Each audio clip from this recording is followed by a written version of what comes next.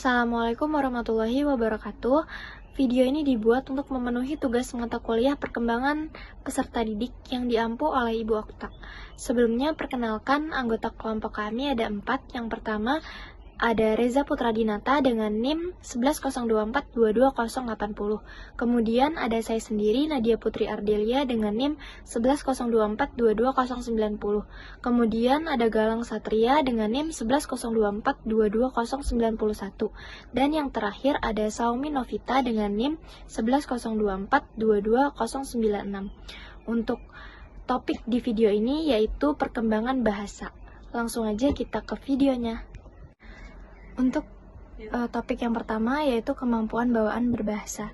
Nah, di sini ada tokoh bernama Chomsky yang berpendapat kalau bahasa itu bisa dikuasai oleh manusia. Nah, pendapatnya ini tuh didasarkan oleh asumsi, yaitu yang pertama, perilaku berbahasa adalah sesuatu yang diturunkan, yaitu genetik. Kemudian yang kedua, bahasa ini bisa dikuasai dalam waktu yang singkat, karena contohnya tuh seperti anak yang baru berusia 4 tahun itu omongannya udah seperti orang dewasa. Kemudian yang ketiga, lingkungan. Bahasa si anak tidak bisa menyediakan data secukupnya bagi penguasaan tata bahasa yang rumit dari orang dewasa. Kemudian menurut Chomsky juga, anak ini dibekali alat pemerolehan bahasa atau Language Acquisition Device atau LED. Alat ini tuh merupakan pemberian biologis yang sudah diprogramkan untuk merinci butir-butir yang mungkin dari suatu tata bahasa. Nah, LED ini dianggap sebagai bagian fisiologis dari otak yang khusus untuk memperoleh atau memproses bahasanya itu sendiri dan gak punya kaitan apa-apa dengan kemampuan kognitif lainnya. Nah, lalu untuk membuktikan kata-kata Chomsky tadi, bertahun-tahun para ahli bahasa dan para singolinguistik berhasil mengumpulkan banyak bukti yang mendukung anggapan Chomsky ini. Yang pertama yaitu anak-anak dari berbagai budaya mengalami tahap perkembangan bahasa serupa. Contohnya tuh kayak mereka sering menggunakan kalimat negatif dengan membubuhkan kata-kata not atau no pada awal atau akhir kalimat yang mereka gunakan. Kemudian yang kedua, anak-anak menggunakan kata-kata dalam susunan yang tidak digunakan orang dewasa.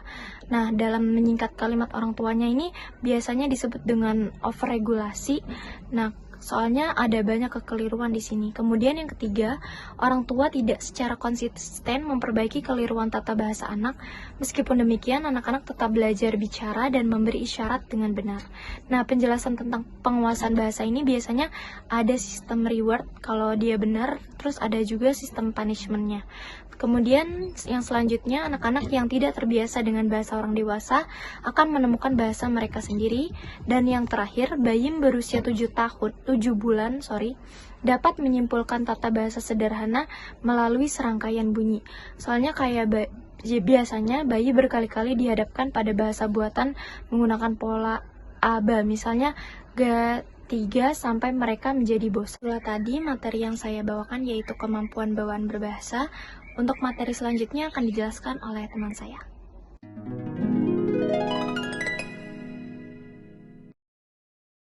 Nah, untuk melihat perkembangan bahasa di masa bayi dapat dilakukan dengan cara 1. Mengenali bunyi bahasa. Nah, lama sebelum memulai mempelajari kata-kata, bayi dapat mengenali perbedaan yang halus di antara bunyi-bunyi bahasa. Nah, yang kedua ada celotehan dan vokalisasi lain. Nah, jauh sebelum bayi mampu menyuarakan kata-kata baku, mereka sudah mampu berbagai vokalisasi. Selama 1 tahun pertama kehidupan bayi, mereka mampu membuat bunyi melalui urutan berikut. Nah, pertama, menangis. Bayi sudah dapat menangis di saat kelahirannya. Tangisan dapat mengindikasikan kondisi gelisah maupun kondisi-kondisi lainnya. Nah, ada juga celoteh. Nah, di pertengahan tahun pertama kehidupannya, bayi berceloteh, yaitu mereka menghasilkan rangkaian kombinasi konsona vokal seperti ba gitu. Nah, yang ketiga itu ada bahasa tubuh. Nah, bayi mulai menggunakan bahasa tubuh seperti memperlihatkan atau menunjukkan ke arah sesuatu di sekitar usia 8 hingga 12 bulan.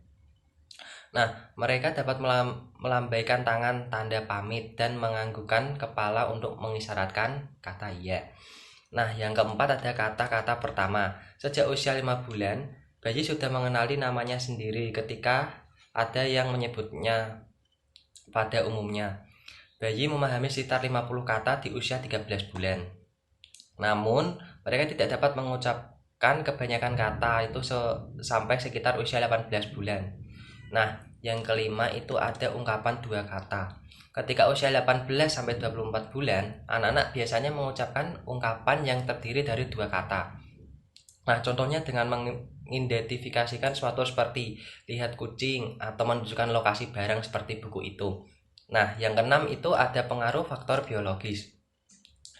Kemampuan berbicara, memahami bahasa melibatkan peralatan vokal tertentu dan juga sistem saraf dengan kemampuan tertentu. Sistem saraf dan peralatan vokal yang dimiliki oleh leluhur manusia telah mengalami perubahan selama ratusan ribu dan jutaan tahun.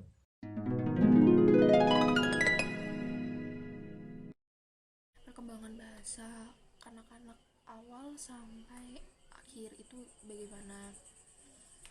Sebelumnya teman-teman tahu nggak yang dimaksud dengan perkembangan bahasa awal itu yang seperti apa? Baik, akan aku jelasin aja ya teman-teman.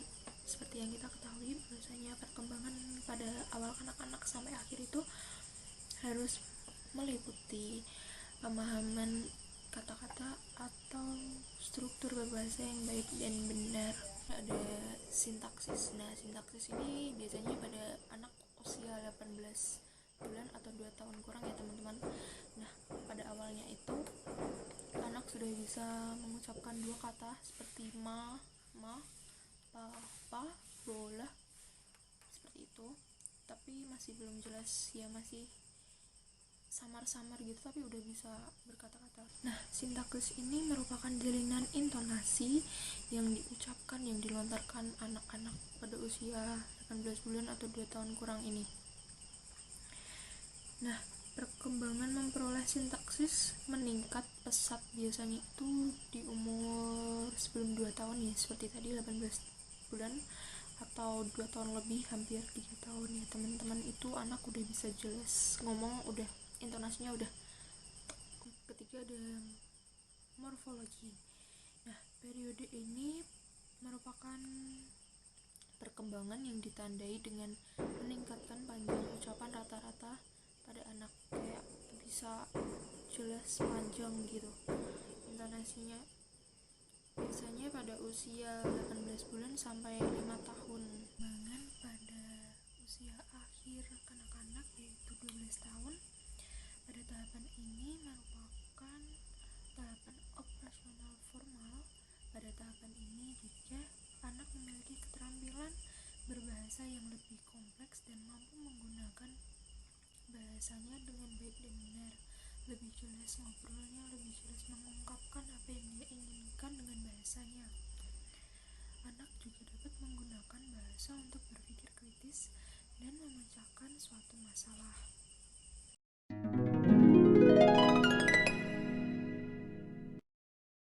Seperti yang sudah dijelaskan oleh teman-teman saya sebelumnya mengenai perkembangan bahasa yang terjadi pada manusia.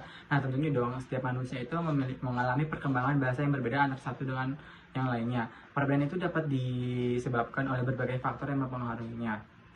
Bahasa juga menjadi hal yang sangat penting dikarenakan ketika kita menggunakan bahasa, kita dapat berkomunikasi dan berinteraksi dengan orang lain, dan juga bahasa ini menjadi sarana untuk berpikir yang digunakan oleh manusia. Nah, teman-teman, kita kan sudah menyimak mengenai perkembangan bahasa yang terjadi pada manusia dari masa bayi hingga masa kanak-kanak pertengahan dan akhir. Sekarang kita akan membahas tentang perkembangan bahasa di masa dewasa akhir. Seperti yang sudah kita ketahui bersama, bahwasanya ketika manusia menginjak usia dewasa akhir, tentunya akan mengalami perkembangan bahasa yang cukup signifikan dan memiliki kemampuan bahasa yang cukup optimal, serta memiliki kosakata yang sudah banyak. Masa dewasa akhir ini sering disebut juga masa paling depan dalam rentang hidup seseorang, di mana masa ini dapat dikarenakan masa yang beranjak jauh dari kehidupan atau masa sebelumnya. Proses perubahan yang dialami oleh manusia di masa itu dapat dilihat dari perubahan fisik dan perubahan psikis pada seseorang. Nah, menurut buku Psikologi Pendidikan karya Dr. Mardiano MPD yang saya baca, kemampuan berbahasa setiap manusia dapat beriringan dengan pertumbuhan usia seseorang. Hal ini bila keadaan pada setiap individu berjalan normal tanpa adanya hambatan atau gangguan. Tentunya ketika kita menginjak usia lansia atau usia tua akan mengalami penurunan kemampuan berbahasa yang dimilikinya. Ketika bertambahnya usia, setiap individu manusia tentunya memiliki pembenaran kata yang erat kaitannya dengan pertumbuhan usia. Nah, semakin bertambahnya usia tentunya semakin juga bertambah pembenaran kata yang dimilikinya. Seperti halnya ketika masa kanak-kanak dan usia remaja akan mengalami perkembangan bahasa yang cukup optimal dan begitu cepat dan cenderung lebih cepat memahami kata-kata yang baru dikuasainya. Lain halnya ketika kita menginjak usia dewasa, akhir mulai terdapat tanda-tanda adanya kemunduran dalam berbahasa. Seperti contohnya saat menginjak usia lanjut usia akan mengalami berbagai masalah yang dapat mempengaruhi kemampuan berbahasa. Nah, masalah ini tuh contohnya itu kayak seperti masalah pendengaran yang dapat mempengaruhi ketika kita mendengarkan suara percakapan dalam konteks tertentu. Jadi ketika kita masa tua atau dewasa ini, ketika kita mengalami gangguan, kita juga akan mengalami penurunan bahasa kita gitu. Nah, selanjutnya cara bicara seorang dewasa lanjut usia itu biasanya volumenya lebih rendah, terus tidak teraktualisasi dengan tepat dan tidak begitu lancar atau lebih banyak jeda dan pengulangan dan koreksi. Nah, terlepas dari perbedaan usia, keterampilan berbicara seorang dewasa lanjut usia masih memadai untuk berkomunikasi sehari-hari. Faktor-faktor non-bahasa dapat merupakan faktor-faktor yang menyebabkan kemunduran keterampilan bahasa pada orang-orang lanjut usia. Nah, selanjutnya itu menurunnya kecepatan dalam pemersatuan informasi dan menurunnya word memory khususnya dalam pemersatuan informasi di dalam pikiran ketika melakukan pemersatuan. Cenderung berkontribusi terhadap kurangnya efisiensi berbahasa pada orang-orang lanjut usia.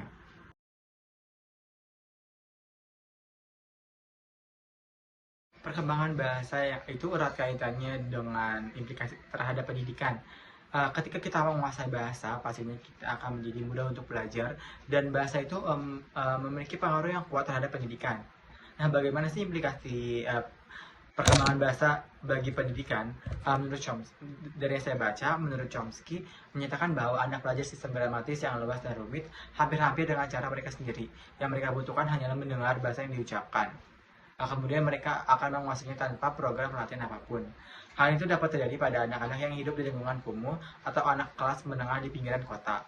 Mereka tuh cenderung mempelajari bahasa di jalanan atau di pinggir-pinggir atau di lingkungan kumuh itu tanpa siapapun yang memperhatikan atau ada guru yang memperhatikan kemajuan mereka. Bahkan anak-anak imigran di lingkungan bawah tuh cenderung berhasil menguasai bukan hanya satu bahasa, melainkan dua bahasa yang mereka kuasai.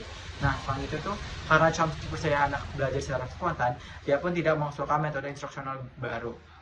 Guru yang mengakui pencapaian linguistik anak akan menjadi betapa bodohnya untuk terus menyoroti kelemahan anak berbahasa, apapun kekurangan bahasa mereka. Nah, ini tuh masih terlalu kecil jika dibandingkan penguasaan mereka terhadap sistem gramatika yang kompleks. Secara umum, pelajaran yang bisa dipetik dari Chomsky adalah karena anak bisa menguasai sendiri sistem aturan gramatika yang rumit, mestinya kita harus menghormati upaya independen mereka itu. Semangat cangkok jika kita berusaha untuk menstrukturkan cara anak belajar, karena hal semacam ini hanya akan membuat mereka kehilangan rasa percaya diri dan intuisi. Meskipun baik berbicara kepada anak dengan cara-cara yang mereka rasa itu menyenangkan, namun kita juga perlu sampai merusak keyakinan atau menghina pencapaian mereka. Itulah tadi penjelasan video perkembangan bahasa anak untuk memenuhi tugas mata kuliah perkembangan peserta didik dari kelompok 8. Kurang lebihnya mohon maaf. Wassalamualaikum warahmatullahi wabarakatuh.